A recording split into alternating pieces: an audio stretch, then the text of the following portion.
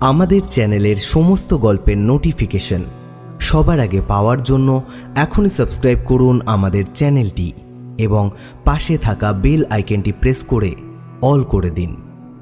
Horrible উইকেন্ডে আজ আপনার জন্য গজেন্দ্র কুমার মিত্রের লেখা গল্প এক রাত্রির অতিথি। আজকের গল্পটি আমরা নিয়েছি শীর্ষেন্দু মুখোপাধ্যায় ও বারিদ বরণ ঘোষ সম্পাদিত 100 বছরের সেরা ভৌতিক এই বইটি থেকে। আজকের গল্প পাঠে এবং গল্পের সূত্রধার আমি অতনু। শুরু হচ্ছে এক রাত্রির অতিথি। বুড়ো মাঝিটাকে তাড়া লাগানো বৃথা জেনেই অনিমেষ বহুক্ষণ আগে চুপ করেছিল। তার ফলে মাঝি আর আরোহী দুজনেই হাল ছেড়ে নিশ্চিন্ত হয়ে বসেছে। মাঝির বকাটাই রোগ, এমনকি ভাবভঙ্গি দেখে মনে হচ্ছিল ওইটাই পেশা। ওর বউ কতদিন মরেছে, ছেলের বিয়ে দিয়ে কি ভুল করেছে, জামাই কেন মেয়েকে নেয় না, ছোট জামাইটা জুয়ারি, ছেলে নেশা করতে পেলে আর কিছু চায় না। খুব ছেলে বয়সে একবার ও কলকাতায় গিয়েছিল, কিন্তু অত হট্টগোলে মাথা ঠিক থাকে না বলে পালিয়ে আসতে পথ পায়নি। আবার একবার যাবে মা কালীকে দর্শন করতে, ইত্যাদি ইত্যাদি তথ্য পরিবেশন করবার ফাঁকে ফাঁকে কেবলমাত্র দম নেবার প্রয়োজনে যখন থামে, তখনই শুধু দাঁড় বাইবার কথা মনে পড়ে ওর। সুতরাং শহরে যাবার বাস যে পাবে না তা অনিমেষ আগেই বুঝেছিল, কিন্তু এমন অবস্থায় যে পড়বে তা কল্পনা করতে পারেনি। বাস তো নেই, আশেপাশে কোথাও মানব বসতির চিহ্নও যেন চোখে পড়ে না। নৌকা এসে যেখানটায় ভেড়ে সেখানে বাঁশের মাচা মতো একটা আছে। জাহাজ ঘাটা হলে অনায়াসে জেটি বলা যেত। সেই মাচাতে নেমে অসহায়ভাবে অনিমেষ একবার চারিদিকে তাকিয়ে দেখল। নিচে ময়ূরাক্ষীর কালো জল নিঃশব্দে বয়ে যাচ্ছে। তার স্রোতের গতি থাকলেও তবু একটু প্রাণস্পন্দন বোঝা যেত। এত মন্থর তার স্রোত, এত নিস্তরঙ্গ যে মনে হচ্ছে সমস্ত জলটা যেন জমাট বেঁধে স্তব্ধ হয়ে গেছে। আর তার সেই অতল কালো বুকে কত কি রহস্যময় জীব স্পন্দনহীন চোখে তার দিকে তাকিয়ে কৌতুকের হাসি হাসছে। ওপারে ভগীরথপুর গ্রাম, বেশ সম্পন্ন গ্রাম তা সে জানে। বহু লোকের বাস, অনেক পাকা বাড়ি, স্কুল, ডাকঘর আছে, কিন্তু এখান থেকে তার কিছুই দেখা যায় না। ঘাট থেকে উঠে যে রাস্তাটা গ্রামের দিকে গিয়েছে তার সাদা বালির আভাস নিবিড় বনের অন্ধকারে মিশে গেছে একটুখানি গিয়েই। দুদিকে বড় বড় গাছ, কি গাছ তা বোঝা যায় না, কিন্তু তারই অসংখ্য শাখা পল্লব সমস্ত গ্রামটাকে যেন চোখের আড়াল করে রেখেছে। একটা আলোর রেখা পর্যন্ত চোখে পড়ে না। ওপারেই যদি এই হয় তো এপারের অবস্থা সহজেই অনুমেয়। এপারে যেদিন সে এসেছিল সেদিন দিনের বেলায়ও কোনো গ্রাম ওর চোখে পড়েনি। বাসটা এসে একেবারে এই ঘাটের ধারে দাঁড়ায়। যাত্রীরা সবাই ভগীরথপুর চলে যায়। সেদিন অন্তত এমন কেউ ছিল না যে ওপারে কোথাও যাবে। আসার সময়ও দুদিকে আম গাছের ঘন বন কাটিয়ে এসেছিল, বেশ মনে আছে। হয়তো ছিল কোথাও ঘরবাড়ি, কিন্তু তা ওর চোখে পড়েনি। পারাপারের জন্য একটা খেয়া নৌকা আছে, চওড়া ভেলার মতো প্রকাণ্ড বস্তু, কিন্তু শেষ বাস চলে যাবার পর আর ওপার থেকে কেউ আসবার সম্ভাবনা নেই জেনে সে ইজারাদারও বহুক্ষণ বাড়ি চলে গেছে নৌকাটা ওপারে বেঁধে রেখে। বাবু ভাড়াটা? তারা লাগায় মাঝি। বিহলতা কাটে, কিন্তু যেন আরো ব্যাকুল হয়ে ওঠে অনিমেষ। ভাড়াটা কি রে? এই অন্ধকার রাত্রে আমি এখানে থাকবো কোথায়? তুই তো 1 ঘন্টা রাস্তা 7 ঘন্টা এনে আমাকে বিপদে ফেললি। এখন নিদেন পক্ষে ওপারে পৌঁছে দে, দেখি কোথাও একটু আশ্রয় পাই কি না। এপারে এই জঙ্গলে শেষে কি বাঘের পেটে প্রাণ দেবো? চল ওপারে নিয়ে চল। উটি লাল্লুম আজ্ঞা, উটি লাল্লুম। সে কি? কেন রে, কি হয়েছে? তার উত্তরে মাঝি যা বলল তার অর্থ হচ্ছে এই যে ওপারে অন্য নৌকা গেলে খেয়ার ইজারাদার বড্ড বকাবকি করে। পুলিশে ধরিয়ে দেয়। সুতরাং ওপারে যাওয়া ওর পক্ষে সম্ভব নয়। অনিমেষ তাকে অনেক বোঝালো। ওপারে তাকে ধরবার জন্য ইজারাদার যদি বসে থাকতো তো অনিমেষ তাকেই ডাকত। শুধু ইজারাদার কেন, জনমানবের চিহ্ন থাকলেও সে মাঝিকে এ অনুরোধ করত না। কোনো মতে নামিয়ে দিয়ে সে চলে যাক, তাতে যদি কেউ তাকে ধরে তো অনিমেষ তার দায়ী, ইত্যাদি সব কথার উত্তরে তার সেই একই উত্তর। উটি লাল্লুম আজ্ঞা, উটি লাল্লুম। অনিমেষ তখন রাগ করে বলল, তবে তুইও থাক, আমি তোর নৌকাতেই রাত কাটাই। আজ্ঞা, উটিও লাল্লুম। শুধু তাই নয়, দাঁড়ের একটা ধাক্কা দিয়ে নৌকাটা খানিক দূরে সরিয়ে নিয়ে গেল। টাকাটা ছুঁড়ে দেন কেনে, বাড়ি চলে যাই। তবে টাকাও পাবি না, যা। রাগ করে বলে অনিমেষ। কিন্তু যখন দেখে বুড়োটা সত্যি সত্যিই একটা নিঃশ্বাস ফেলে ঘরমুখ হচ্ছে, তখন সে একখানা 1 টাকার নোট দলা পাকিয়ে ছুঁড়েই দেয়। যা বেটা যা, পথে ডুমুরিস তো ভালো হয়, মনে মনে বলে অনিমেষ। ব্যাস, এরপর সব পরিষ্কার। ওপারে ঘন বনের নিবিড় তমিশ্রা, সামনে অতল শান্ত জলে তারই রহস্য যেন জমাট বেঁধে, আর এপারে তার চারপাশ ঘিরেও দৈত্যের মতো কতগুলো গাছপালা। ভয়াবহ অন্ধকার বিস্তার করে সমস্ত সভ্যতার চিহ্ন, এমনকি আকাশকেও যেন আড়াল করে রেখেছে। বাস এসে দাঁড়ায় এবং ঘোরে যেখানটায়, সেখানে খানিকটা ফাঁকা জায়গা আছে বটে, কিন্তু সে যেন আরও ভয়ঙ্কর। সুটকেসটা মাচার উপর পেতে সেখানেই জেঁকে বসল অনিমেষ। বাঘ ভাল্লুক যদি সত্যি আসে তো জলে ঝাঁপিয়ে পড়তে পারবে, এখানেই খানিকটা তবু নিরাপদ। খড়খড় ঝটপট শব্দ করে কি একটা পাখি উড়ে বসলো মাথার ওপরে। ভয় পেয়ে চমকে উঠল অনিমেষ। কাছেই কোথাও শুকনো পাতার উপর দিয়ে কি একটা সরীসৃপ যেন চলে গেল বোধহয়। সামান্য শব্দ, তবু বেশ স্পষ্ট। জলের মধ্যে হঠাৎ একটা মাছ ডিগবাজি খায়, ওইটুকু আওয়াজ। কিন্তু অনিমেষের মনে হলো যেন বন্দুকের শব্দ হলো কোথাও। বিশ্রী লাগছে। নক্ষত্রের আলোতে যতদূর দৃষ্টি চলে, বহুক্ষণ ধরে ধরে হাতঘড়িটা দেখল।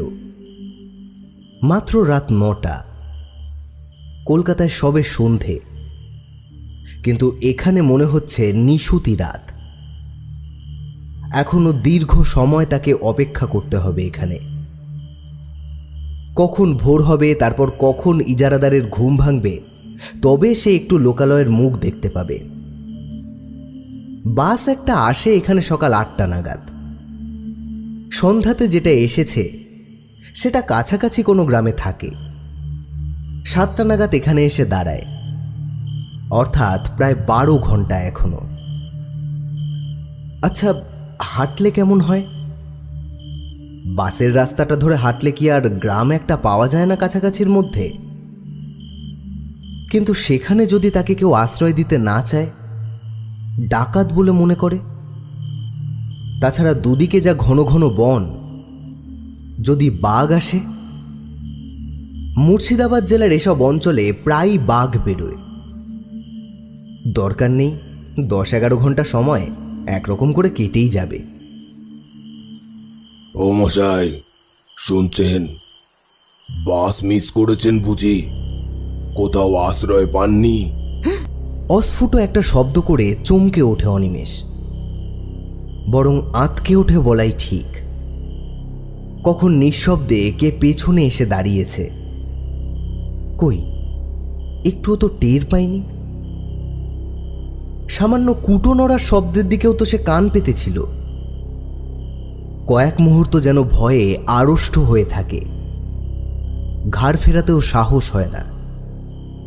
কথাগুলো যে বলেছে সে একেবারে ওর পিছনেই এসে দাঁড়িয়েছে, অত্যন্ত দ্রুত, যেন একটা কথা শেষ হবার আগেই আর একটা শুরু করেছে।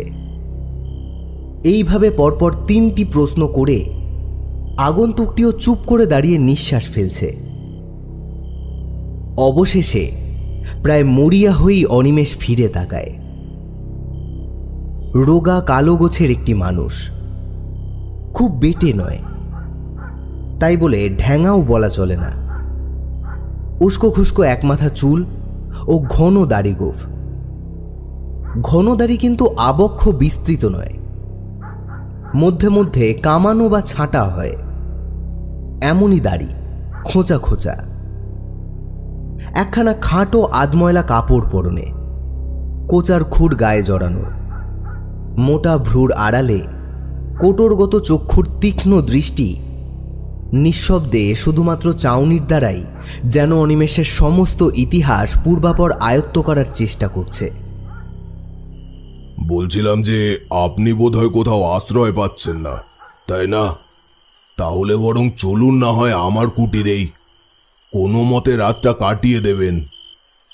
হায় রে, আগুল ফলম্বিত কুন্তলা বনমালা শোভিতা কপালকুণ্ডলারা শুধুমাত্র উপন্যাসেই দেখা যায়। যাজ্ঞে নবকুমারের অদৃষ্ট তার নয় তা সে বোঝাই যাচ্ছে। তাই বলে কি ওর চেয়ে ভদ্র চেহারার কেউ জুটতে নেই?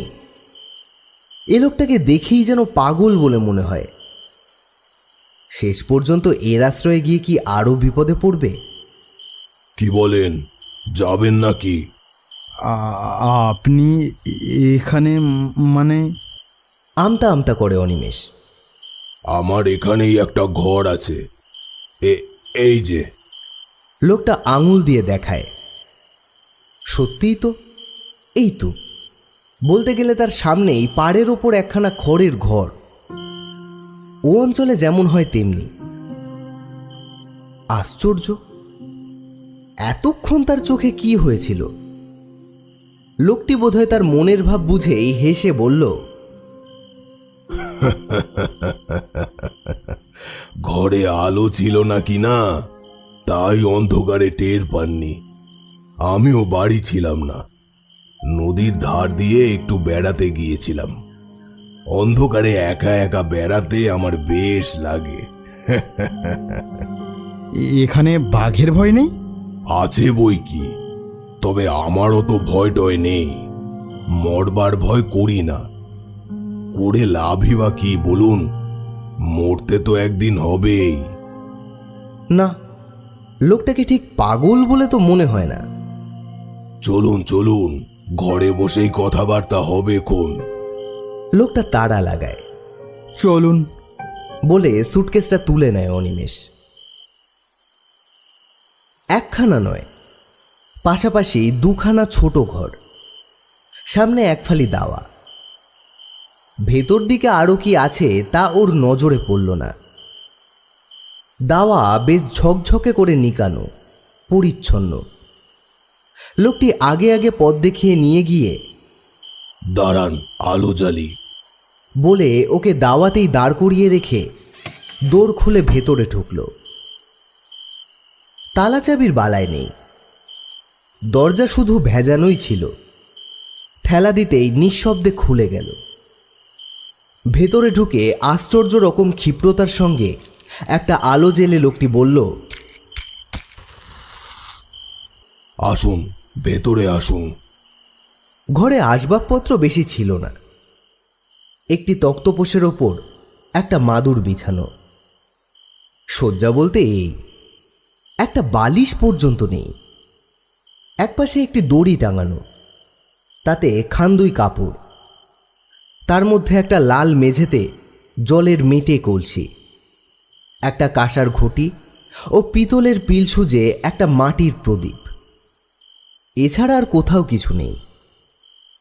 বসুন বসুন, ওই চৌকিটের উপরেই বসুন। তারপর খানিকটা নিঃশব্দে দাঁড়িয়ে নিজের দুহাত ঘষে কেমন একরকম বিচিত্র হাসি হেসে বলল, ভালো বিছানা আমার নেই, এই সুটকেসটা মাথায় দিয়েই শুতে হবে। আর খাবার তো কিছু দিতে পারবো না, ঘরে আমার কিছুই নেই। আপনি মদ খান? যেন একটা আকস্মিক উগ্রতা দেখা দেয় ওর প্রশ্ন করার ভঙ্গিতে। না না, রক্ষে করুন। কিছু ব্যস্ত হবেন না আমার জন্য, আশ্রয় পেয়েছি এই ঢের। ওই আশ্রয়টুকুই যা, বাঘ ভাল্লুকের হাত থেকে তো বাঁচলেন অন্তত। তা আশ্রয় ভালোই, ঘরখানা মন্দ নয়, কি বলেন? হ্যাঁ। বলতে বলতে হেসে ওঠে সে। সাদা ঝকঝকে দাঁত কালো দাড়ির ফাঁকে চকচক করে। অনিমেষের যেন ভালো লাগে না ওর ভাবভঙ্গি। আবারও সেই সন্দেহটা মনে জাগে, পাগলের পাল্লায় এসে পড়ল নাকি? আপনি এখানে কি করেন? আপাতত কিছুই না। আচ্ছা বসুন, আমি আসি। মুখ হাত ধোবেন নাকি? ধুতে পারলে তো ভালোই হতো, কিন্তু অনিমেষের তখন নড়তে ইচ্ছে করছে না। সে বলল, না, দরকার নেই। লোকটি বেরিয়ে গেল। অনিমেষ স্তব্ধ হয়ে বসেই রইল। ভালো বোধ হচ্ছে না ওর, কেমন যেন একটা অস্বস্তি হচ্ছে। কি করে লোকটা এখানে? এমন একাই বা থাকে কেন? ঘরে কোনো রকম কিছু খাবার নেই তো নিজে খায় কি? চোর ডাকাত নয় তো? লোকজনকে ভুলিয়ে এনে শেষে ঈশ্বর বাঁচিয়েছেন। ব্যাগে ওর খানকতক পুরনো জামাকাপড় ছাড়া আর কিছুই নেই। পকেটেও মাত্র টাকা 6 আছে।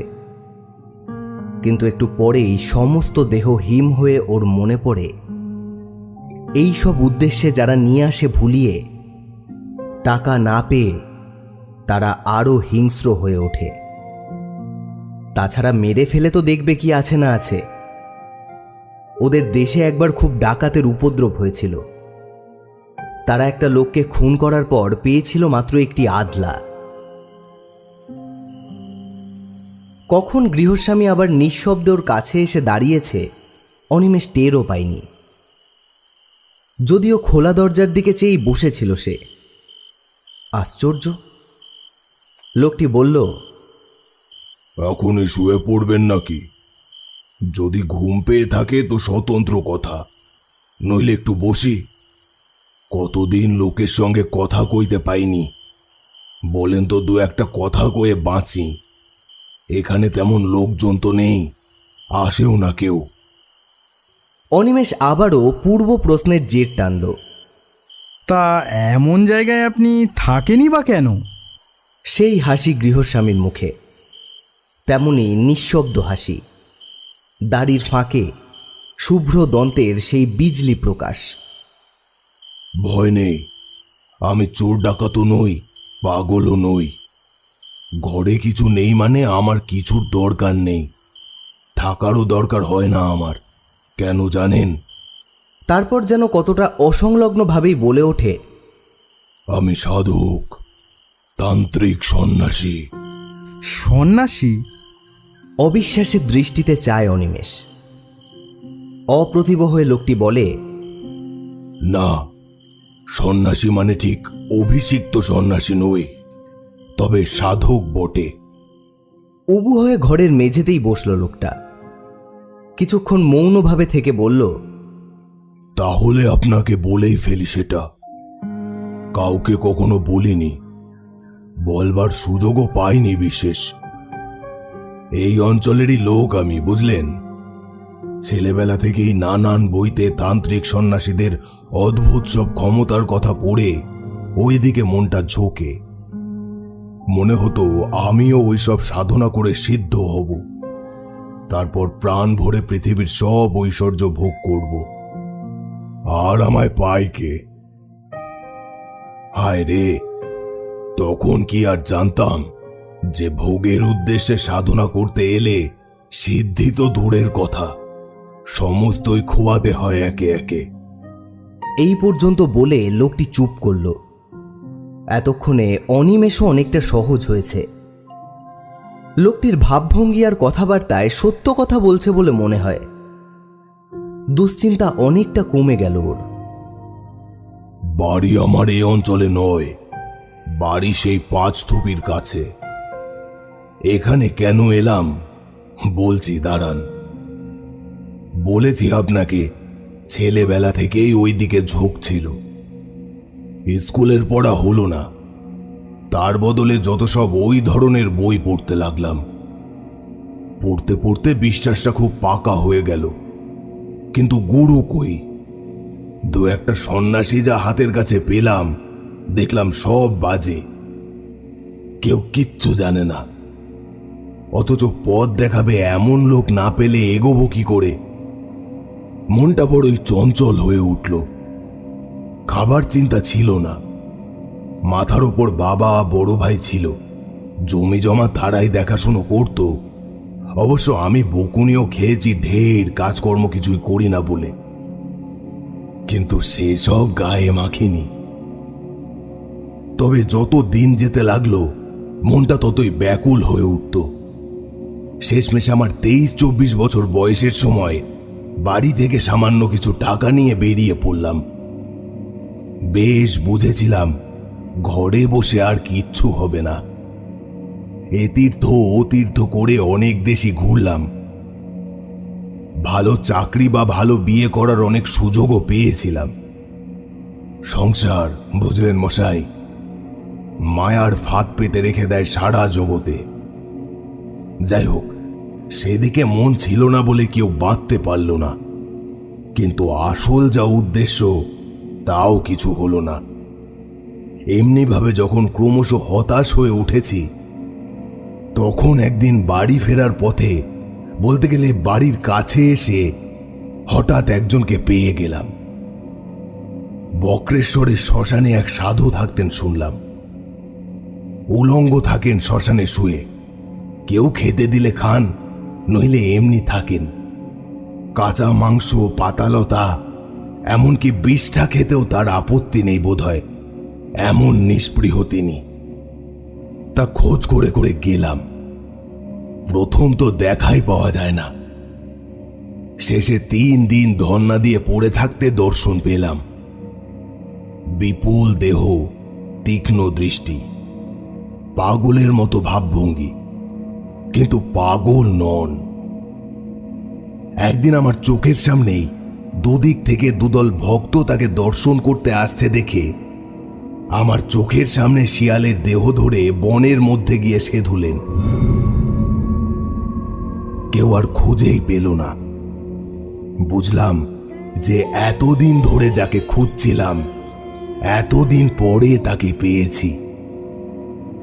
অনিমেষের মনেও ততক্ষণে গল্প জমে উঠেছে। লোকটি থামতেই সে বলল, তারপর? লোক তো পেলাম, তাকে ধরি কি করে? কিছুতেই ধরা দেয় না। কিছু বলতে গেলে শ্মশানের পোড়া কাঠ তুলে তেড়ে আসে। একদিন খুব কান্নাকাটি করতে সব শুনলো মন দিয়ে, কিন্তু তারপর যা বকুনিটা দিল, বলল, ভালো চাস তো এসব মতলব ছাড়, সাধনা করবি তুই। ওই দেহ ছটা কাঁপা নিয়ে তোর কাজ নয়, বুঝলি? মরবি একেবারে। তাছাড়া ভোগ করবার জন্য এসব কাজ যে করতে আসে, তার একুল ওকুল দুকুল যায়। ঘরের ছেলে, ঘরে ফিরে যা, বিয়ে থা কর, নিজে নিজেই ভগবানকে ডাক, নয়তো কুলগুরুর কাছে দীক্ষা নিস। অনেক কাকুতি মিনতি করলাম, বাবার আর দয়া হলো না। আমি কিন্তু মশাই হাল ছাড়লাম না। আমার তখন জেদ চেপে গেছে কিনা, ওইখানেই পড়ে রইলাম। বলতে গেলে না খেয়ে দে, আর গোপনে ওর দিকে নজর রাখলাম। যদি আসল প্রক্রিয়ার কিছু হদিশ পাই, বুঝলেন না? এতদিন কি আর বৃথাই এই লাইনে ঘুরেছি? আসল মানুষ না পাই, ওদের ভেতরের কথা কিছু জেনেছি বই কি। তারপর হলো কি মশাই, আরো 2-1 সাধক আর ভৈরবী ওখানে এলো বাবার সঙ্গে দেখা করতে। গোপনেই এলো, কিন্তু আমি তো ওইখানেই পড়ে থাকি, আমাকে এড়াবে কি করে? পরপর কদিন ওদের চক্র বসলো, তাও দেখলাম। মনে হলো যে আর কি, সব শিখে গেছি। ওখান থেকে রওনা হয়ে আর বাড়ি ফিরলাম না। নির্জন স্থান অথচ শ্মশান, লোকালয়ের কাছে এই রকম খুঁজতে খুঁজতে এসে পড়লাম। পথে নলহাটির একজন তান্ত্রিকের কাছে দীক্ষাও নিয়ে নিলাম। ও মশাই, এলুম তো এখানে, কিন্তু সাধনা আর হয় না। প্রথম দিন থেকেই বিঘ্ন। উপকরণ জোটে তো দিন পাই না, দিন পাই তো উপকরণ নেই।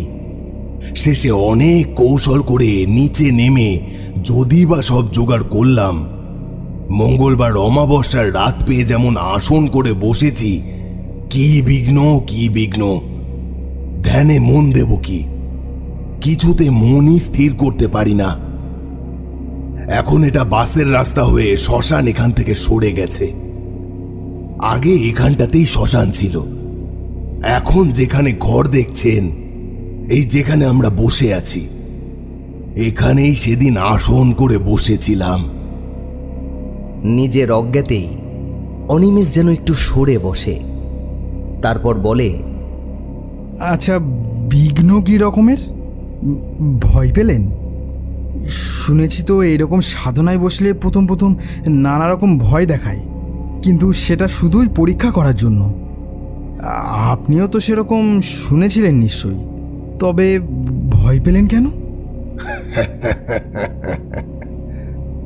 লোকটা হাসলো আবারও। কাউকে ছেলে মানুষই করতে দেখলে বিজ্ঞ মানুষেরা যেমনটা হাসে, কিছুটা তেমনই হাসি। বলল, জানে তো সবাই, কিন্তু শোনা এক জিনিস আর অভিজ্ঞতাটা আর এক।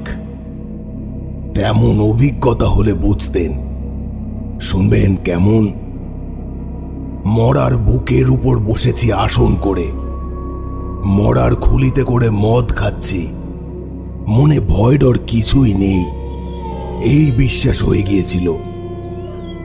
কিন্তু সেই লোকেরই বুকের মধ্যে হিম হয়ে গেল সেই সব শুনে।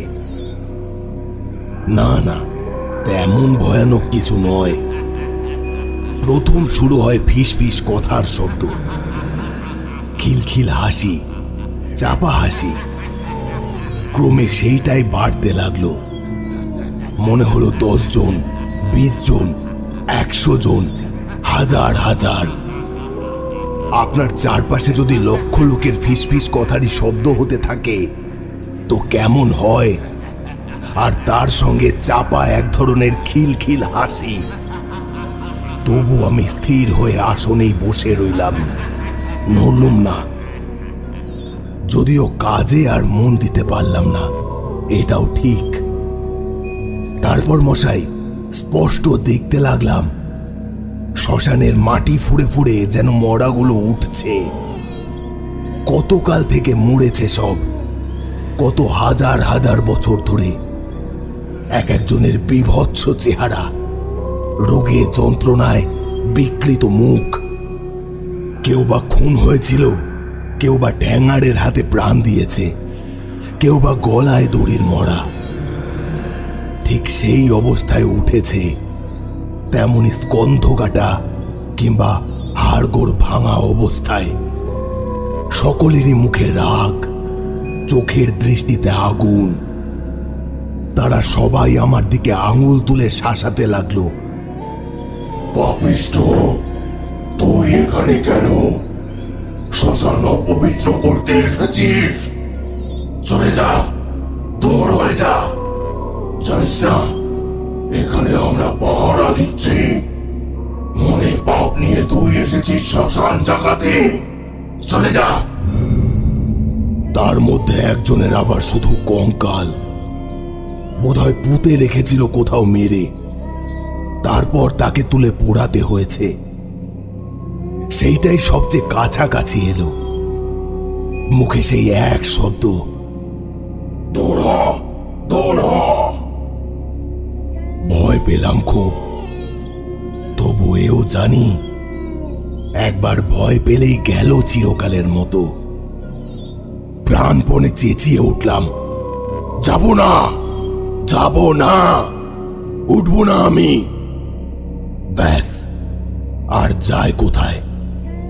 সেই কঙ্কালটা আরো এগিয়ে এসে তার সেই অস্থিময় আঙুল কটা দিয়ে আমার গলাটা চেপে ধরলো।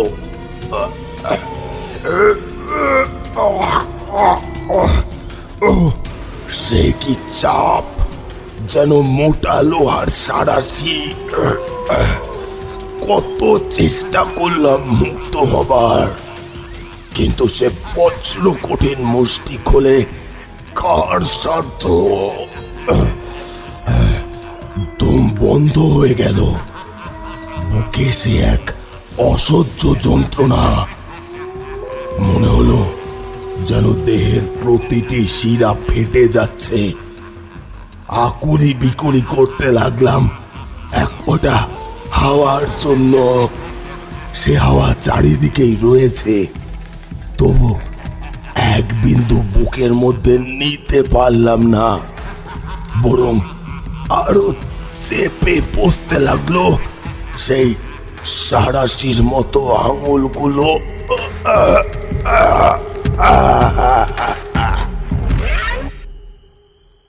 তারপর রুদ্ধ নিঃশ্বাসে প্রশ্ন করে অনিমেষ। তারপর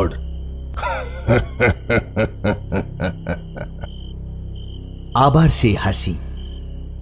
তারপর আর কি, মুক্তি। সেই থেকে ঘুরে বেড়াচ্ছি এখানেই। কাজ নেই, কামাইও নেই, জায়গাটার মায়া ছাড়তে পারি না। সবচেয়ে কষ্ট হয় কথা কইবার লোক নেই বলেই। কিন্তু কথা বলতে গিয়েও একটা অজ্ঞাত আতঙ্কে অনিমেষের গলা যেন কেঁপে যায়। কিন্তু আপনি মুক্তি পেলেন কি করে? তা আমিও জানি না। একসময় দেখলাম যে আমি দাঁড়িয়ে রয়েছি আমারই ভূতপূর্ব আশ্রয়, অর্থাৎ কিনা আমার দেহটার পাশে। যারা এসেছিল তাদেরও তো কাজ শেষ, তারাও সব যে যার মতো মিলিয়ে গেছে। এক কথায় সব কিছুর শান্তি। তবু বুঝতে কয়েক মিনিট দেরি লাগে অনিমেষের। কথা বলতে গিয়েও গলার স্বর বিকৃত হয়ে আসে। তার তার মানে কি? আপনি কি বলতে চাইছেন যে আপনি তখন মারা গেলেন? আপনি কি মরা?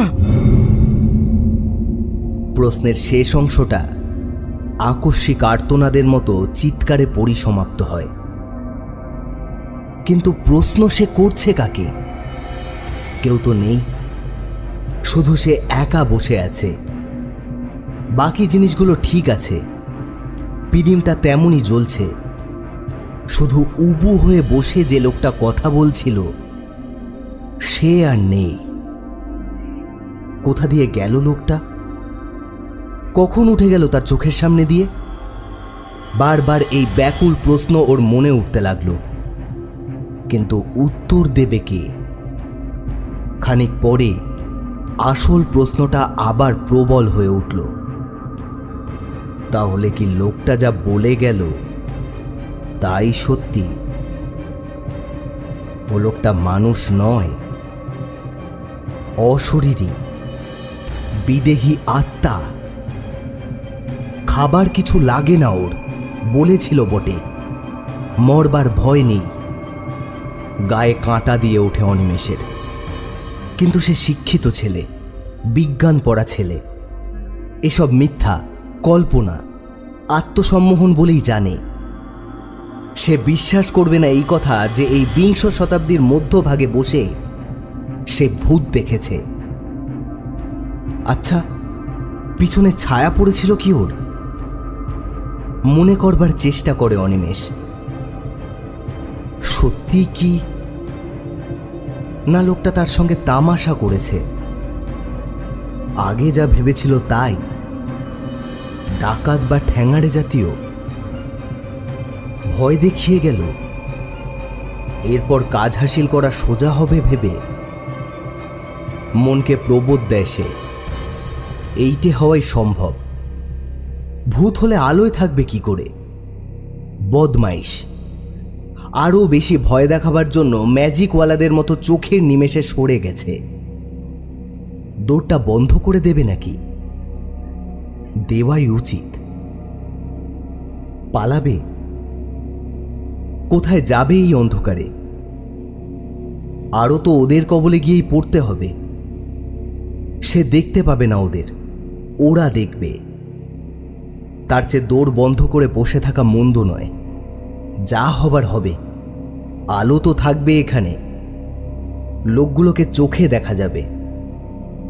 অনিমেষ অতি কষ্টে দাঁড়ালো, হাতে পায়ে যেন জোর নেই। কোনো মতে উঠে গিয়ে সন্তর্পণে দৌড়টা বন্ধ করে দিল। ভাগ্যিস ভিতরে খিল আছে, বেশ মজবুত খিল। দেখে শুনে ভালো করে বন্ধ করল। যাক, নিশ্চিন্ত। কিন্তু এ কি? হঠাৎ আলো নিভে গেল যে, মুহূর্তের মধ্যে, কোনো রকম নোটিশ না দিয়েই। ঘরটা তার চারপাশ নিশ্ছিদ্র অন্ধকারে ভরে গেল। তেল ছিল না, কিন্তু তাহলে তো একটু একটু করে ম্লান হয়ে আসবে। তবে ভয়ে ওর গাটা হিম হয়ে গেল। তবে কি ঘরের মধ্যে কেউ ছিল? এখন ফু দিয়ে নিভিয়ে দিল। সেই লোকটাই কি? হয়তো তক্তপোষের নিচে ঢুকে গিয়েছিল তখন, সেইখানেই লুকিয়েছিল, তাই সে ওর চলে যাওয়াটা লক্ষ্য করেনি। নিশ্চয়ই তাই। কি সর্বনাশ! এ যে হিতে বিপরীত হলো। ওদের হাত থেকে বাঁচতে গিয়ে একেবারে ওদের মুঠোর মধ্যেই এসে পড়ল। পকেটে দেশলাই পর্যন্ত নেই। যতদূর মনে পড়ে, ব্যাগও নেই। ব্যাগটাই বা কোথায়? চৌকিটা যে ঠিক কোন দিকে তাও তো মনে পড়ছে না। উফ, কি বদমাইশ লোকটা! ক্রুদ্ধ স্বরে, হয়তোবা একটু ভীত কণ্ঠেই অনিমেষ বলে উঠল, কে কে ওখানে? আলো জ্বালো বলছি শিগগির, নইলে ভালো হবে না। দেখিয়ে দেবো মজা। কি জানলে না? নিস্তব্ধ চারিদিকে। কোথাও কোনো জনপ্রাণী আছে বলে মনে পড়ে না। রহস্যময় সুগভীর স্তব্ধতা। ঘরে কি জানলা ছিল? তাও তো মনে পড়ছে না ছাই। জানলা খুলে দিলে তবু একটু নক্ষত্রের আলো আসে। অনেকক্ষণ চুপ করে দাঁড়িয়ে থেকেও জানলা কোন দিকে মনে পড়ল না। আচ্ছা, একটু এগিয়ে গেলেই তো দেওয়াল।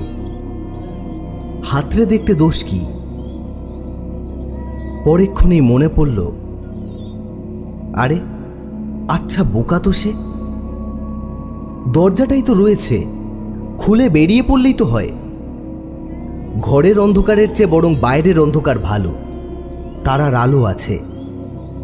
ব্যাগটা থাকবে, প্রাণে তো বাঁচুক। যেদিকে দরজা দিয়েছে এইমাত্র, সেদিকেই হাত বাড়ালো। কই সে দরজা?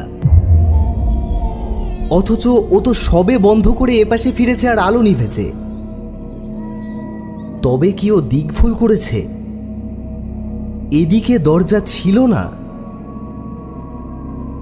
আন্দাজে আন্দাজে এগিয়ে যায় সে। এইটুকু তো ঘর, দেওয়াল পেলে দেওয়াল হাতড়ে হাতড়ে খুললেই দরজা পাবে। শুধু ভয় হচ্ছে ওই লোকটা না এই সুযোগে পেছন থেকে মেরে বসে। কিন্তু উপায় বা কি? এদের কবলে যখন এসে পড়েছেই। মরিয়া হয়েই এগোয় অনিমেষ। এক পা করে যতটা সম্ভব নিঃশব্দে এগোয়। 1, 2, 3, 4, 5, 6, 20। এ যে 20 পা হয়ে গেল। যতদূর আন্দাজ হয় 10-12 ফুটের বেশি হবে না লম্বায়। নেহাতি ছোট্ট ঘর, অথচ 20 পা মানে তো অন্তত 15 ফুট। আরো 2 পা, আরো 10, আরো 20। এ কি, সে মাঠে চলে এসেছে নাকি? কিরকম হলো? 40 পা চলার মতো ঘর তো নয়। কোনাকুনি হাঁটছে, তাতেই বা এত দূর হবে কেমন করে? তবু আরো কয়েক পা হেঁটে যায় সে। হয়তো চলতে চলতে তখন গতি বেঁকে গিয়েছে, সোজা হয়ে হাঁটে আরো খানিকটা। না, তবু দেওয়াল নেই। রহস্যময় অন্ধকার, অনন্ত শূন্যতা। বাইরের মুক্ত শূন্যতা নয়, চার দেওয়ালে চাপা, তবু তা অনন্ত। এইবার কপালে ঘাম দেখা দেয় অনিমেষের। এতক্ষণ ডাকাতের ভয়ে যা হয়নি, এইবার তা হলো। পা দুটো কাঁপতে লাগলো থরথর করে, একেবারে যেন ভেঙে এলো। অসহায়ভাবে সেখানেই বসে পড়ল অনিমেষ। এ তার কি হলো? কি চক্রান্তে জড়িয়ে পড়ল সে? তবে কি সে লোকটা অশরীরী? সত্যি সত্যি সে কি তাহলে কোনো প্রেতজনির মায়াতে এসে পড়েছে? বিহল হয়ে ভাবে অনিমেষ কি করবে, কিন্তু কোনো পথ দেখতে পায় না। ওই যে কারা আসছে না? হ্যাঁ, ওই তো কত লোকের পায়ের আওয়াজ, অন্তত 8-10 জনের কম নয়, কিংবা আরো বেশি। এই বাড়ির কাছেই আসছে। ওই তো দাওয়ায় উঠল। ও মশাই, শুনছেন? ও মশাই। গলা দিয়ে স্বর বেরোলো না, টাকরা শুকিয়ে গিয়েছে, গলা কাঠ। কিন্তু ওরাই যদি সেই ডাকাতের দল হয়, তা হোক, তবু তো তারা মানুষ। ভরসা হলো একটু অনিমেষের। তাহলে অন্তত এটা প্রেতের মায়া নয়। বাঁচা গেল। হ্যাঁ, ডাকাতি, নইলে ওরা অমন ফিসফিস করে কথা বলবে কেন? বহু লোক যেন পরস্পরের সঙ্গে ফিসফিস করে কথা বলছে। আরো লোক বাড়ছে, আরো বহু পায়ের শব্দ, অসংখ্য অগণিত ফিসফিস করে কথা বলার আওয়াজ। এ কি? ওরা কি ঘরে ঢুকছে নাকি? কেমন করে ঢুকলো? ওর যে চারিদিকে শব্দগুলো এগিয়ে আসছে, ওরই চারপাশে, খুব কাছে, খিলখিল করে চাপা হাসির শব্দ। অনেকে হাসছে, তবু শব্দটা খুব জোর নয়। মাথা থেকে পা পর্যন্ত বরফ নেমে যায় যেন দেহের মধ্যে। হাতে পায়ে আর কোনো সার থাকে না। আতঙ্ক যে এমন জিনিস, তা আগে অনিমেষ কল্পনাও করেনি। মস্তিষ্ক শুদ্ধ যেন নিষ্ক্রিয় হয়ে আসছে। চিৎকার করবে, সাধ্য নেই। পালাবে, পথ কই? কিন্তু কিছু তো একটা করা উচিত। লোকগুলো যেন ওকে ঘিরে ধরছে। তাদের নিঃশ্বাস, দূষিত তীব্র উষ্ণ নিঃশ্বাস ওর সর্বাঙ্গে। মনে পড়ে গেল লোকটার বর্ণনা। সেও তো এমনই ফিসফিস শব্দ শুনেছিল, এমনই হাসি। তারপর সেই মৃতের পুনরুত্থান, সেই কঙ্কালের অভিযান। তারও অদৃষ্টে কি তাই হবে? সে তো কোনো দোষ করেনি। সে তো সাধনা করতে আসেনি সবের বুকের ওপর চড়ে। অকস্মাৎ কে একজন হা হা করে হেসে উঠল তারই আশেপাশে কোথাও।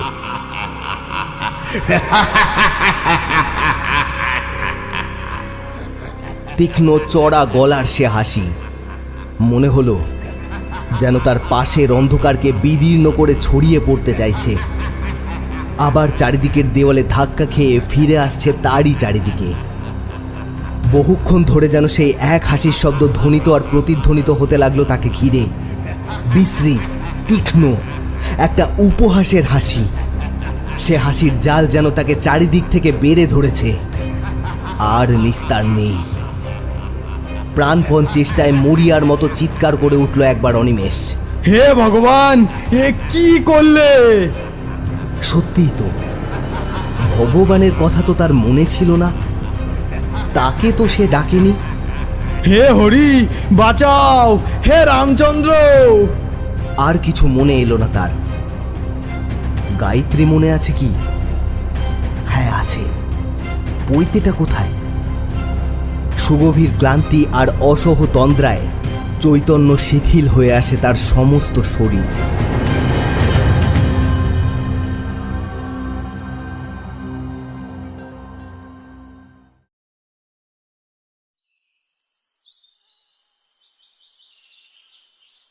ঘুম যখন ভাঙল অনিমেষের, তখনও সকাল হয়নি, কিন্তু ফর্সা হয়েছে একটু। খানিকটা সময় লাগলো তার সবটা মনে করতে। তারপর ধড়মড়িয়ে উঠে বসে ভালো করে চেয়ে দেখল সে বাসদারাবাড়ি ফাঁকা জায়গাটায় পড়ে ঘুমিয়েছে কখন। সুটকেসটা খানিকটা দূরে একটা গাছতলায় পড়ে আছে। আরে সেই ঘরটা কোথায় গেল? যত দূর দৃষ্টি যায় কোথাও কোনো ঘরের চিহ্ন মাত্র নেই। সে কি বাস থেকে নেমে সেখানেই ঘুমিয়ে পড়েছিল? তাই হবে হয়তো সবটাই ওর স্বপ্ন। সে উঠে নদীতে গেল হাত মুখ ধুতে।